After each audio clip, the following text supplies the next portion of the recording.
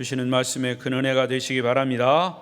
오늘도 수요예배 자리에 나오신 여러분을 사랑하고 축복합니다. 옆 사람과 인사하십시다. 오늘도 만나서 반갑습니다. 잘 오셨습니다. 은혜 많이 받으세요.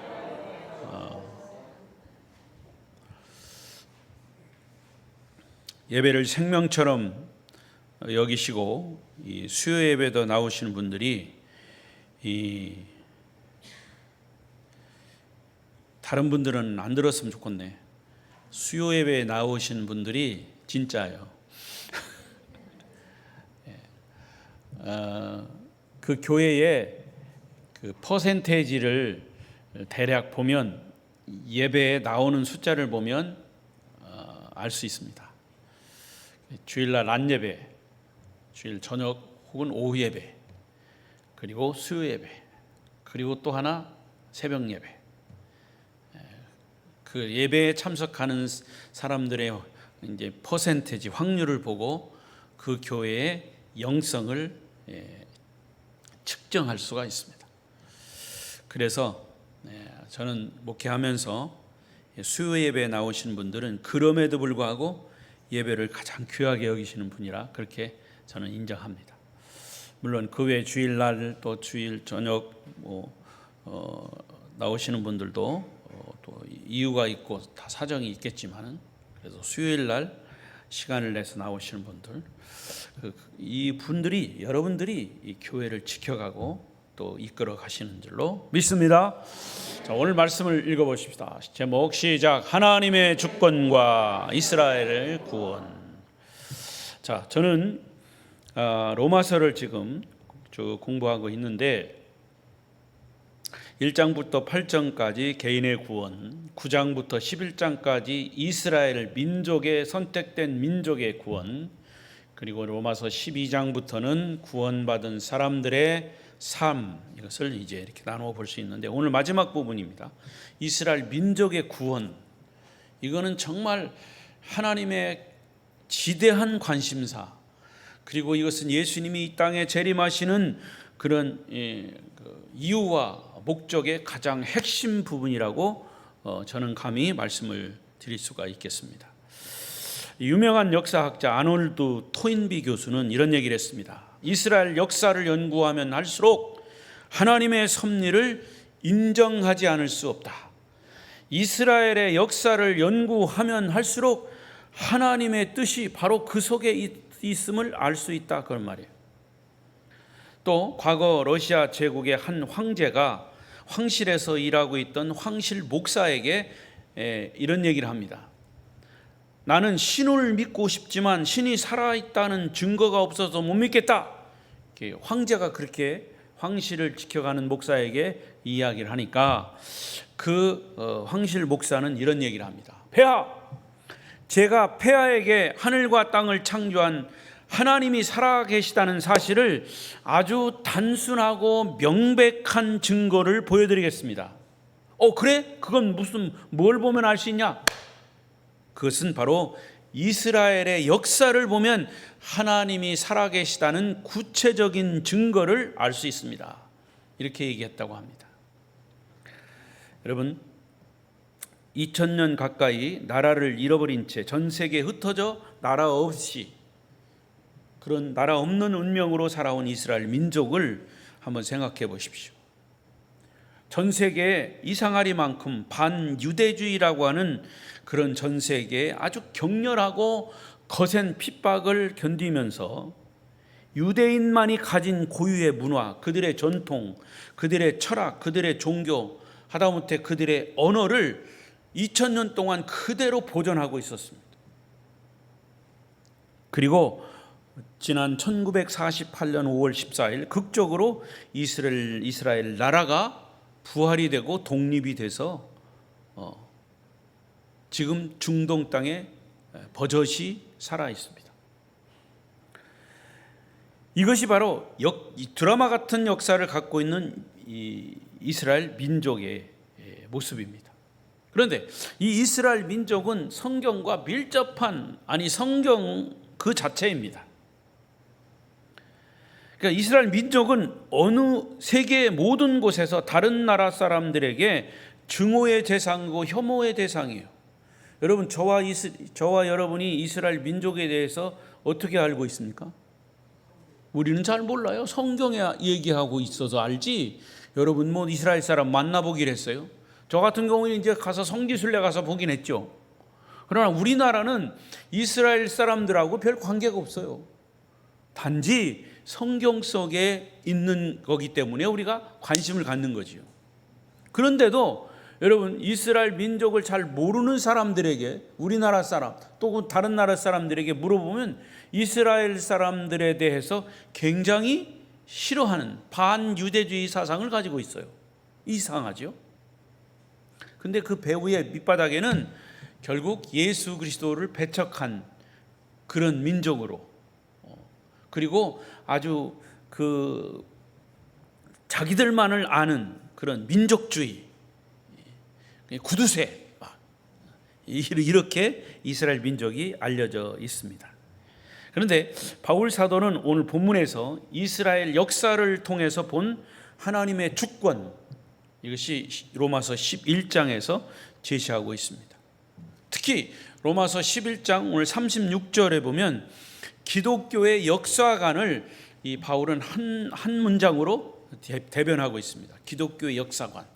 자, 읽어보십시다. 시작. 이는 만물이 주에게서 나오고 주로 말미암고 주에게로 돌아감이라. 그에게 영광이 세세히 있을지어다. 할렐루야. 예, 모든 만물이 어디서부터 나온다고요? 주님께로부터 나온다. From Jesus. 주님께로부터 나온다. 그 다음에 모든 만물이 주님으로 말미암아 진행이 되고, 주로 말미암고, through Jesus, 주님으로 말미암아 진행이 되고, 그리고 다시 주께로 돌아감이라. to Jesus. 그러니까 모든 것이 알파와 오메가라는 의미가 또 거기 있습니다. 주님께로부터 나오고 주님으로부터 진행이 되고 주님께로 다시 돌아간다. 그러므로 그에게 영광이 세세히 있을지어다. 할렐루야.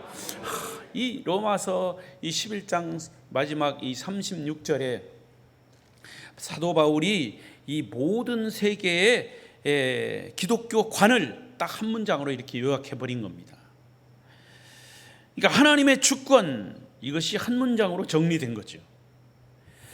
그리고 하나님의 주권을 나타내는 증거로, 그 증거로 이스라엘 민족을 예로 들고 있습니다.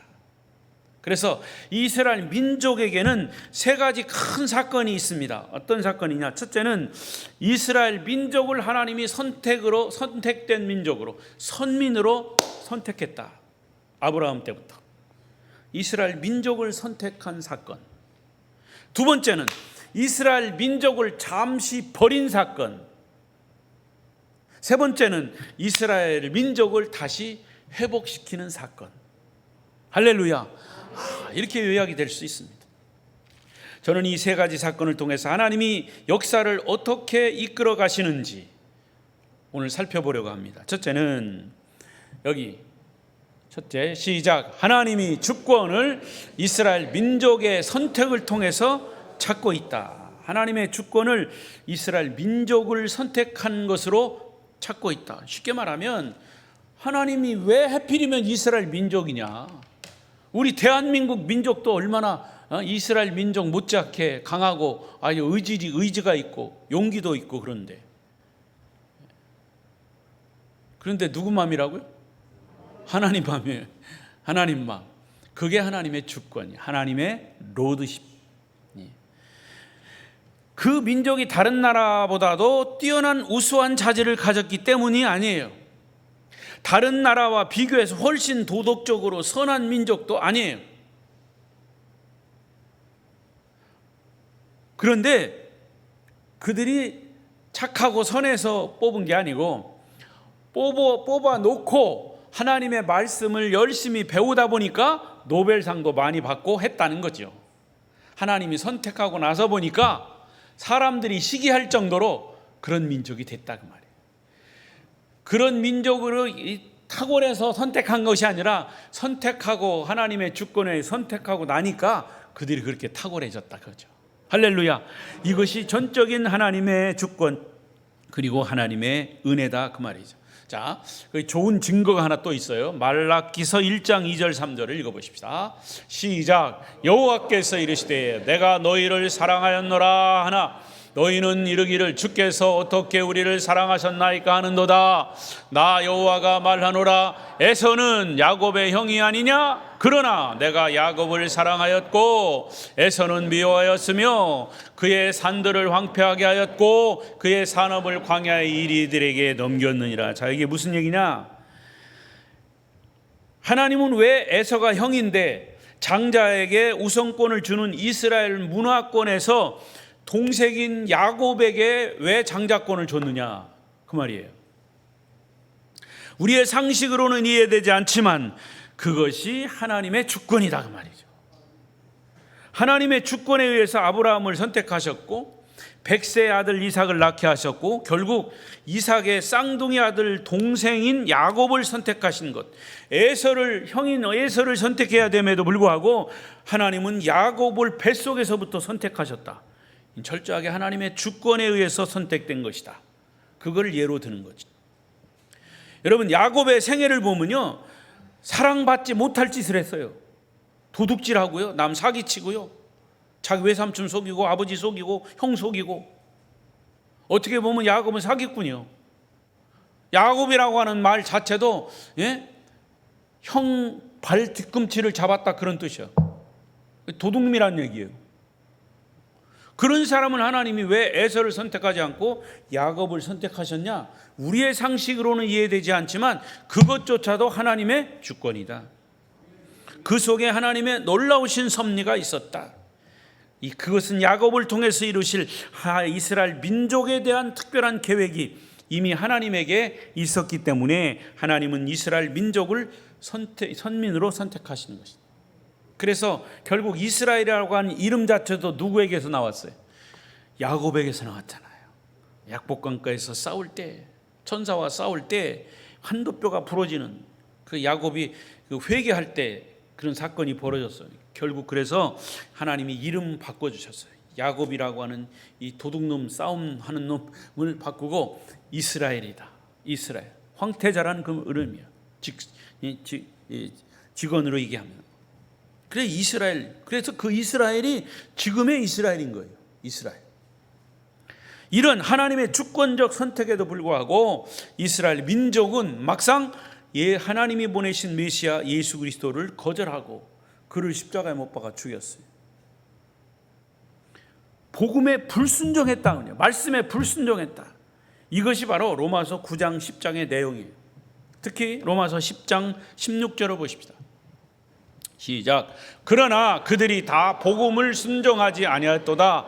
이사야가 이르되 주여 우리가 전한 것을 누가 믿었나이까.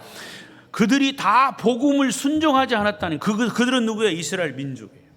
그들은 대부분이 다 복음을 불순종했어요. 이렇게 이스라엘이 불순종했는데도 불구하고 그러면 하나님이 그 이스라엘을 잘못 선택했냐? 아니다 말이에요.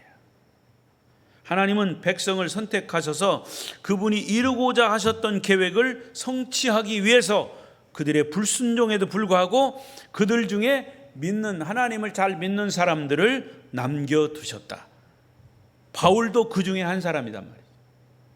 엘리야 시대에 바알에게 무릎 꿇지 아니한 7,000명을 남겨두신 것처럼 아직도 이스라엘 민족 중에도 믿는 사람들을 그들에게 남겨두셨고 그들을 통해서 하나님의 계획이 이루어 가시는, 진행시키고 있다는 것이죠. 이게 하나님의 주권이에요. 그런데 이 남은 자들이 하나님께 쓰임을 받을 수 있었던 이유가 뭐냐? 특별해서도 아니에요. 잘나서도 아니에요. 역시 하나님의 주권에 의해서 선택이 된 것이다. 그것이 오늘 본문 11장 5절 6절 읽어보겠습니다. 시작. 그런즉 이와 같이 지금도 은혜로 택하심을 따라 남은 자가 있느니라. 만일 은혜로 된 것이면 행위로 말미암지 않음이니 그렇지 않으면 은혜가 은혜되지 못하느니라. 그렇습니다. 이 로마서 11장을 한 문장으로 요약하면 이스라엘 민족이 하나님께 쓰임받는 이유는 하나님의 주권적인 선택이고 오직 하나님의 은혜 때문이다. 따라하십시다. 하나님의 은혜 때문입니다. 오직 하나님의 은혜 때문입니다. 그렇습니다. 이스라엘 민족에게만 적용되는 게 아니고 바로 우리에게도 적용되는 거예요. 우리가 오늘 주님의 자녀로 쓰임받을 수 있는 것, 선택된 것, 다른 믿지 않는 사람보다도 더 나아가서 더 잘나서가 아니라 부족하고 연약하지만 복음을 듣고 그 복음에 순종함으로 주님의 은혜 안에 사는 것이 주님의 전적인 주권적인 역사임을 믿습니다. 오직 어메이징 그레이스, 놀라운 주의 은총입니다. 또한 우리가 불신자들에게 복음을 전하는 통로가 돼서 그들이 복음을 듣고 주님께 나오는 것 역시 우리의 공로나 업적 때문이 아니라 전적으로 하나님의 주권과 은혜 때문인 것을 믿으시기 바랍니다. 그리고 우리가 주님의 주권과 은혜로 되었다고 하는 사실을 믿는다면 우리는 하나님께 감사할 수밖에 없는 거예요. 감사밖에 없는 거예요. 오직 은혜 이퀄 오직 감사. 시작. 할렐루야. 두 번째로, 자, 하나님이 주권을 가지고 이 이스라엘 민족을 선택했다. 그런데 바울은 하나님의 주권을 여기 보세요. 시작. 하나님이 주권을 이스라엘 민족이 버림받은 사건에서 찾고 있습니다. 그랬어요. 바울은 하나님의 주권을 또 어디서 찾고 있냐? 첫째는 이스라엘 민족을 선택한 것이 하나님의 주권인데, 또 하나는 희한하게 선택한 이스라엘 민족을 버림받았다는 거죠.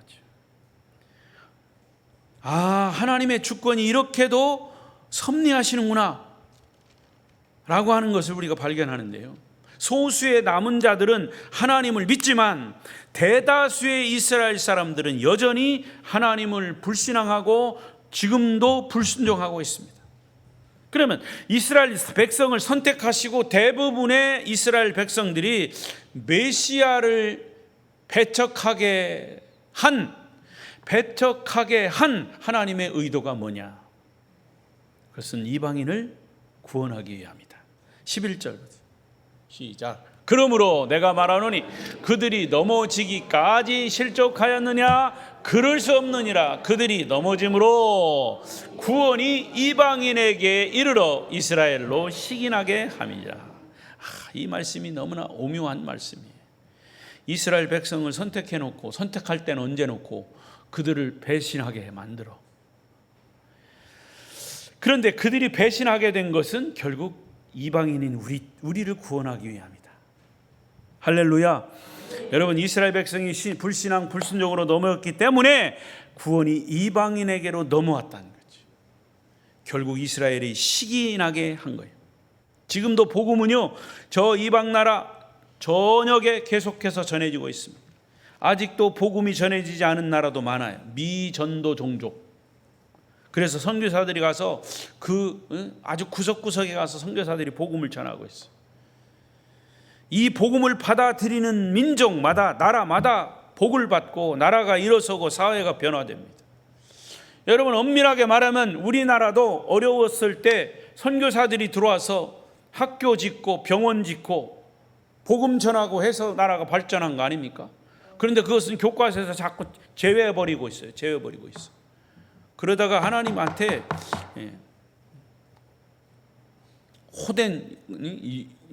혼을 나게 돼요. 여러분, 하나님이 하신 것을 인정해야죠. 자, 그런데 보세요. 그렇게 이방인들이 복음을 받아들이는 나라마다 복을 받고 그 사회가 변화되니까 이스라엘 백성들이, 민족이 시기가 나게 되었다. 그래서 하나님은 어느 날, 역사의 마지막 날에 이스라엘 백성들까지도 다시 주님 앞에 돌아올 것을 준비하신 겁니다. 그때까지 복음의 역사는 이방인들에게 계속 일어날 것입니다. 이것이 하나님의 깊으신 섭리인 것이죠. 그래서 이스라엘을 구원의 통로로 혹은 믿음의 뿌리로 하나님이 삼으신 겁니다. 이스라엘 백성들의 버림받음은 그들 자체의 버림으로 끝나는 것이 아니라 그들의 버림받음이 오히려 이방인인 우리를 구원하는 기회가 되었다는 사실을 얼마나 놀랍고 신비한 하나님의 주권적 섭리인지 모릅니다. 그래서 바울은 이러한 사실들을 로마서 11장 지난 시간에 말씀드린 것처럼 17절에 보시면 참 감람나무의 비유를 통해 설명하셨죠. 시작. 또한 가지 얼마가 꺾였는데 돌 감람나무인 내가 그들 중에 젖붙임이 되어 참 감람나무 뿌리의 진액을 함께 받는 자가 되었은즉, 참 감람나무 가지가 꺾였어요. 이스라엘이 꺾였어요. 그 꺾여진 자리에 돌 감람나무를 젖붙였어요. 그랬더니 결국에는 참 감람나무 뿌리에서 올라온 자양분과 수분과 진액을 돌 감람나무 가지가 받게 되었다. 여기서 꺾여진 참 감람나무는 복음을 거절한 이스라엘 민족이고, 꺾여진 자리에 젖붙임을 받은 돌 감람나무 가지는 이방 민족이다. 그래서 참 감람나무 뿌리의 진액을 돌 감람나무도 함께 받는 자, 따라하세요. 함께 받는 자, 함께 받는 자. 할렐루야. 그러니까 결국에는 어떻게 된 겁니까? 유대인에게 이방인이 젖붙임을 받아서 똑같은 진액을 받아서 하나가 되었단 말이죠. 함께 받는 자가 됐어요. 자, 여기 말씀이 있어요. 에베소 2장 15절. 에베소 2장 15절 시작. 법조문으로 된 계명의 율법을 폐하셨으니 이는 이 둘로 자기 안에서 한 세 사람을 지어 화평하게 하시고. 할렐루야. 이 둘로 자기 안에서, 이 둘은 누구냐? 유대인과 이방인. 이 둘로 자기 안에서, 예수 안에서 한 세 사람을 지었다. One new man. One new man. 한 세 사람을 지어 화평하게 되었다. 자, 여러분, 예수님이 재림하시기 직전에는 유대인과 이방인이 하나가 됩니다. 유대인과 이방인이 하나가 된 교회 공동체, 그것이 구원의 마지막 최절정입니다. 예수님이 다시 오실 그런 사인이야. 나팔을 부는. 그래서 유대인과 이방인이 하나가 되는. 여러분, 사실 기독교 역사로 보면요, 유대인과 이방인이 하나가 될 수 없어요. 성경에도 보세요. 유대인들은 이방인을 개 취급하고 짐승 취급했어요. 절대로 하나 되지 않습니다. 그런데 하나님이 하시면 하십니다. 주님이 분명히 재림하신다면 유대인과 이방인이 하나가 됩니다.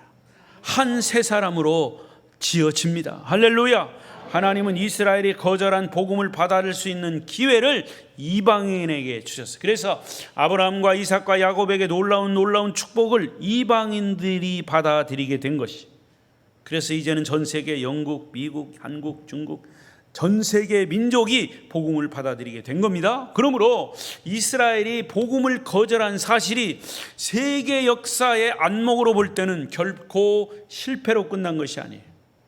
전 세계에 흩어진 열방들에게 복음의 기회가 열리게 되었다는 것은 인간의 좁은 지혜로는 감히 헤아릴 수 없는 하나님의 놀라우신 섭리요 은총이 아닐 수가 없습니다. 그 중심에 바울이 있는 거죠. 바울이 로마서를 통해서 그것을 역설하고 있는 거죠. 바울은 하나님의 이 놀라운 섭리를 깨달았기 때문에 자기의 고백대로 피를 토하는 심정으로 이 로마서를 기록했다 그랬어요. 할렐루야. 자, 마지막 세 번째로 그러면 이제 읽어요. 시작. 하나님이 주권을 이스라엘 민족의 회복 사건에서 찾고 있습니다. 지금까지는 이스라엘 민족의 회복이 진행 중에 있어요.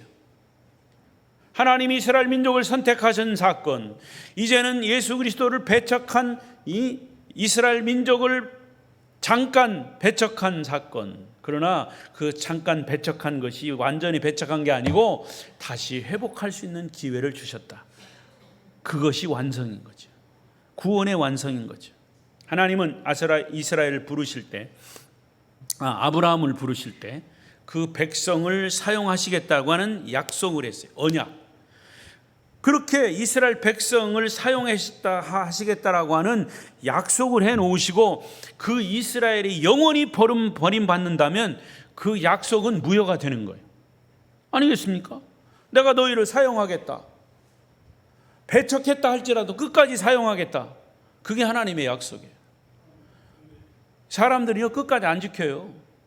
저나 여러분이나 다 약속 안 지켜요. 그러나 하나님은 지켜. 인간은 약속 안 지키지만 하나님은 지킨다. 그러나 하나님은 성실하신 분이기 때문에 약속을 꼭 지키시는 분이에요. 그래서 무효가 아니라 이 이스라엘이 배척한 것이 무효가 아니라 유효하다. 유효하다. 자, 11장 1절 시작. 그러므로 내가 말하노니 하나님이 자기 백성을 버리셨느냐? 그럴 수 없느니라. 나도 이스라엘인이요 아브라함의 씨에서 난 자요 베냐민 지파라. 바울 자신을 얘기하는 거예요. 하나님이 이스라엘 백성 예수를 배척했다고 그들을 버렸느냐? 아니다. 바울은 하나님이 자기 백성을 영원히 버릴 수 없다는 증거로 내가 증인이다. 증인. 하나님이 나를 버리시지 않았지 않냐? 오히려 나를 선택해서 나를 이방인 복음 전도의 증인으로 삼았지 않냐? 하나님 끝까지 그 약속을 지키실 것이다. 유대인은 바울 자신이 믿음을 갖고 있고 이스라엘 백성들도 어느 날 믿음의 자리로 회복할 날이 반드시 올 것이다. 이렇게 선언합니다. 그리고 11장 26절 시작. 그리하여 온 이스라엘이 구원을 받으리라. 기록된 바 구원자가 시온에서 오사 야곱에게서 경건하지 않은 것을 돌이키시고 민족적으로 그 백성 전체에 부흥이 일어나게 되고 그들이 외면하고 거절했던 십자가에 못 박은 예수 그리스도를 인정하게 될 날이 분명히 올 것이다. 왜 그렇습니까? 그것은 하나님이 이미 약속했기 때문에 하나님은 그 약속을 지키신다. 27절 내가 그들의 죄를 없이 할 때에 그들에게 이루어질 내 언약이 이것이라 함과 같으니라. 이방인들이 다 구원을 얻을 그때까지 하나님은 기다리고 또 기다리신다. 더 많은 이스라엘 이방인들이 구원받기를 위해서 하나님의 주권으로 이스라엘의 회복을 아직도 붙잡고 계신다. 그러면 이스라엘 회복은 언제냐? 25절 시작. 형제들아 너희가 스스로 지혜 있다면서 이 신비를 너희가 모르기를 내가 원하지 아니하노니 이 신비는 이방인의 충만한 수가 들어오기까지 이스라엘의 더러는 우둔하게 된 것이다. 이방인의 충만한 수가 들어오기까지, 이방인의 충만한 수가 예수 믿기까지. 그러면 그 숫자가 몇 명일까요? 그건 숫자가 우리의 숫자로가 아니에요. 십진법으로 하나 둘 셋 넷 천만 수천만 이게 아니라는 거죠. 이방인의 숫자는 하나님 숫자에 하나님의 것에 달려 있다. 그래서 이방인들이 다 예수 믿기까지 그 숫자가 얼마일까? 그건 아무도 모르는 거죠.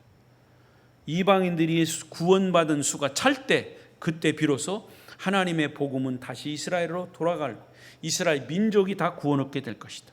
이것이 인류 구원의 완성이 되는 것입니다. 그러니까 우리는 그 와중에 있는 거지. 하나님의 복음이 이스라엘로 돌아가는 그 와중에 지금 있는 거예요. 할렐루야. 진행형이다 그 말이에요. 여러분 진행형인데 우리는 그것을 말씀을 통해서 느낄 수 있고 느끼는 사람만 느끼는 거죠. 느끼는 사람만 느끼는 거죠. 봄, 여름, 가을, 겨울 오늘 새벽에 되겠는데 봄, 여름, 가을, 겨울을 어떻게 느낍니까? 계절의 변화를 통해서 느껴요. 근데 이 계절의 변화는 여러분 크게 보면 무엇의 변화입니까? 해가 있으면 지구가 돌아가는 것을 통해서 계절의 변화를 느끼는 거죠. 근데 여러분 지구에 돌아가는 것을 느낍니까? 지구에 돌아가는 것을 느끼면 여러분 돌아요. 예, 돌아요. 그걸 못 느끼는 거죠. 그러나 변화하는 겁니다. 하나님의 역사도 마찬가지. 더더군다나 그 영적인 거기 때문에 하나님의 역사는 성경을 통해서 지금 진행되고 있어요. 믿으시기 바랍니다. 이스라엘 민족이 거절한 복음이 이방인에게로 가서 전 세계로 복음이 전파되고 열방이 회복되고 그 복음은 다시 이스라엘로 돌아가게 될 것입니다. 그것이 바로 이스라엘의 회복입니다. 이 신기한 하나님의 역사의 절대 주권이 여기서 우리가 느껴지는 것입니다. 이 놀라운 하나님의 주권을 깨달았던 바울은 이스라엘 역사를 보면서 하나님의 주권은 이렇게 진행되고 있구나. 36절 아까 우리 읽었죠? 시작. 이는 만물이 주에게서 나오고 주로 말미암고 주에게로 돌아감이라. 그에게 영광이 세세히 있을지어다. 할렐루야. 여러분 그렇습니다. 아직도 이 지구상의 복음을 받아들이지 않고 있는 민족 마호메트를 믿는 모슬렘 족속, 초림 예수를 인정하지 않는 이스라엘 유대 민족. 그러나 여러분, 정말 우리는 긴장하고 저 중동의 이스라엘을 주목하십시오. 정치적으로 주목하는 게 아니고, 지금 뭐 하마스하고 싸우고도 있지만, 하나님의 눈으로 보자 그 말이에요. 요즘 이 땅에서와 한국을 비롯한 여러 나라에서 이스라엘에 대한 관심이 사실은 높아요. 최근 이스라엘 민족 가운데 심상치 않은, 그 속에서도 부흥의 징조가 일어나고 있다는 사실. 이스라엘 역사의 그 어느 때보다도 유대인들이 복음을 듣고 주님께로 돌아오고 있다는 거죠. 유대인 단체들이 급속히 예수를 믿는 사람들로 늘어나고 있어요. 그리고 이스라엘 현지에서는 유대인들의 박해 속에서도 많은 사람들이 복음을 듣고 복음을 받아들이고 있어요. 근데 더 희한한 건요, 복음을 듣고요, 그들이 읽고 그들이 평생 공부했던 구약, 그 구약 속에서 메시아를 발견하고 있다는 거죠. 그들은 신약 성경을 인정하지 않고 보지도 않아요. 신약 성경. 신약 성경은 책으로 인정하지도 않고, 우리처럼 이렇게 구약 신약 붙어 있는 게 아니에요. 근데 더 희한한 건요, 구약을 읽으면서도 구약에 이사야서가 66권이잖아요. 이사야 53장은 예수 그리스도의 십자가에 대한 것을 아주 리얼하게, 아주 예수님이 거기에 53장에 다 그대로 기록되어 있는데도 그들은 이사야 53장을 읽지 못하게 금기시하고 있어요. 눈 가리고 아웅하는 거지. 그런데 그것이 그들에게 그 이사야 53장이 보여지고 있다, 느껴지고 있다, 깨달아지고 있다. 그건 뭐예요? 예수를 인정하고 있다는 거죠. 그런 일들이 지금 계속 일어나고 있어요. 여러분, 오늘 본문 로마서 11장에 이스라엘의 회복을 말씀하시면서 다시 한번 깨닫는 것은 하나님의 주권의 신실성입니다. 하나님은 지금도 주권을 사용하고 계십니다. 그러면 이스라엘을 보면서 이방인인 우리들이 적용해야 할 것이 뭔가? 결론에 두 가지. 우리들이 적용해야 할 것, 그것은 다름 아닌 하나님을 바로 믿어야 합니다. 하나님을 바로 믿어야 돼요. 부분적으로 믿지 말고 전체를, 성경 전체를 보면서, 옛날 이스라엘 백성들에게 하나님을 믿느냐고 물으면 한결같이 하나님을 믿는다고 했습니다. 그러면서도 그들은 하나님이 보내주신 메시아이신 예수는 믿지 않았어요. 그건 안 믿는다는 거죠. 말로는 믿는다고 해놓고는 안 믿은 거예요.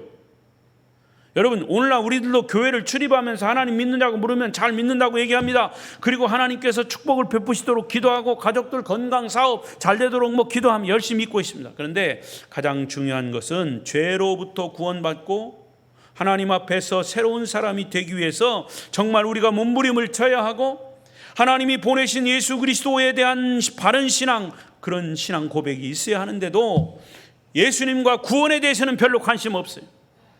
그냥 먹고 사는 것 때문에 바쁘고, 당장 목구멍이 포도청이니까 이스라엘과 열방의 회복 나와 상관없다고 생각합니다. 이런 모습은 옛날 이스라엘 민족과 똑같아요. 그들이 버림받은 것은 예수 십자가 부활에 대한 믿음이 없었기 때문에. 여러분, 우리가 내 편리와 이기적인 욕망과 욕심을 위해서 하나님을 믿고 주님이 나를 구원하신 은혜에 감격해서 그 행복 때문에 주님을 섬기는 사람들이 과연 얼마나 될까? 솔직히 말하면 주님께서 지옥 갈 우리를 구원해 주신 것이 감격해서 정말 주님께 충성하고 헌신하는 사람 그렇게 많지 않아요. 과거에는 많았을지 몰라도 지금은 그렇지 않아요. 정신 차려야 돼요. 바로 믿어야 돼요. 예수를 똑바로 믿어야 돼요. 여러분, 우리 아름다운 교회 성도 여러분은 지옥 가는 사람 하나도 없기를 바랍니다. 여러분이 주님 앞에 서는 날까지 예수 잘 믿는 성도가 되시기를 축원합니다. 그리고 또 하나 우리가 해야 될 것은 하나님을 예배하는 삶을 살아야 돼요. 다음 주일에도 얘기할 거예요. 제가 누누이 말씀드렸지만 세계 역사는 히스토리, 그분의 이야기. 그분은 누구예요? 예수 그리스도. 그 역사는 히스토리입니다. 그분의 이야기예요. 그 말씀드렸잖아요. 예수 그리스도가 중심에 있습니다. 그래서 이 세계 역사를 어떻게 나눠요? BC와 AD로 나눕니다.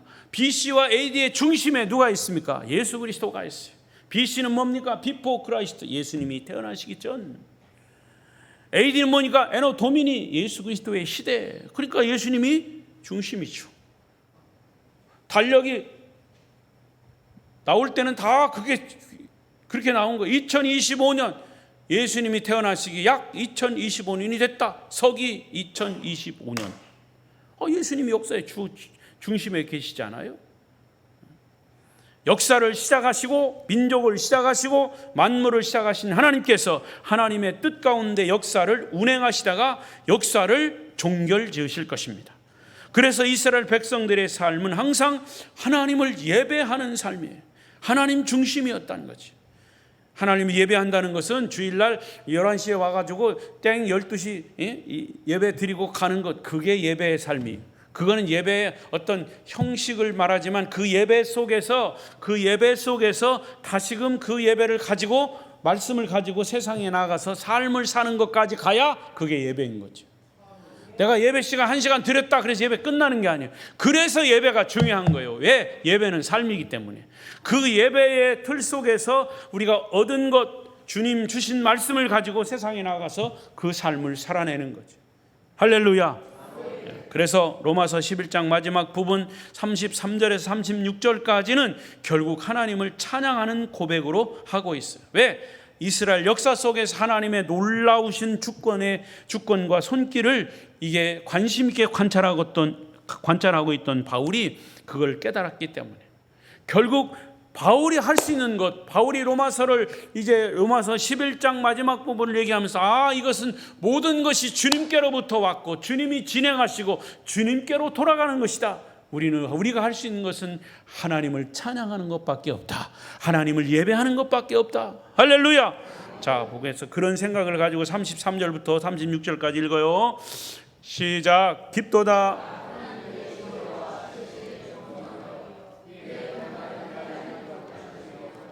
그의 길은 찾지 못할 것이로다. 누가 주의 마음을 알았느냐? 누가 그의 모사가 되었느냐? 누가 먼저 들여서 갚으심을 받겠느냐? 이는 만물이 주에게서 나오고 주로 말미암고 주에게로 돌아감이라. 그에게 영광이 세세히 있을지어. 할렐루야. 이스라엘의 역사를 시작하시고 주관하시고 완성하실 주님은 진실로 우리의 예배를 받으시기에 합당하신 분이에요.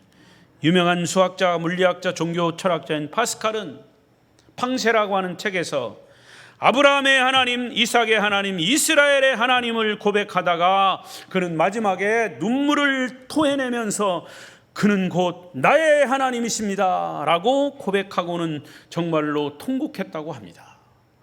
이스라엘의 하나님, 아브라함의 하나님, 이삭의 하나님, 야곱의 하나님, 이스라엘의 하나님, 그리고 나의 하나님. 할렐루야.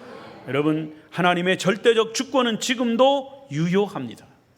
이스라엘에게 놀라운 회복을 약속하신 하나님의 주권은 아직도 그 이스라엘의 회복을 미루고 계십니다. 미루고 계신 이유는 이방인을 한 사람이라도 더 구원하기 위해서입니다. 무두셀라가 왜 969세까지 살았다고요? 한 사람, 그 시대에 한 사람이라도 구원하기 위해서 그렇게 오래 살았다는 거죠. 그러나 이제 미루고 계신 시간이 그렇게 많이 남아있지 않아요. 그런 것에 우리가 긴장해야 됩니다. 이스라엘 회복과 열방의 회복이 많이 남은 것 같지만 하나님이 하시면 한 방에 이방인과 유대인이 한 방에 하나 될 수 있어요. 이 하나님의 역사예요. 주님의 재림이 아직도 멀었다는 생각이 우리를 지배하고 있다면 그것은 마귀의 소리예요. 멀리 볼 것 없어요. 우리 주변에 복음의 소식을 듣지 못한 이방인이 누구냐? 남편일 수 있고 아내일 수 있고 우리 자녀들 친척일 수 있고 친구일 수 있고. 그러나 주님이 다시 오실 날이 가까이 오고 있습니다. 복음을 거부했던 이스라엘이 회복되기 시작했습니다. 그것은 주님의 재림이 가까웠다는 징조입니다. 사랑하는 성도 여러분요, 하나님을 바로 믿고 하나님을 바로 예배하는 삶을 사시기를 바랍니다. 그리고 이스라엘과 열방을 회복하는데 우리에게 각자 주신 사명대로 쓰임 받는 저와 여러분 아름다운 교회 성도 되시기를 축원합니다. 기도하겠습니다.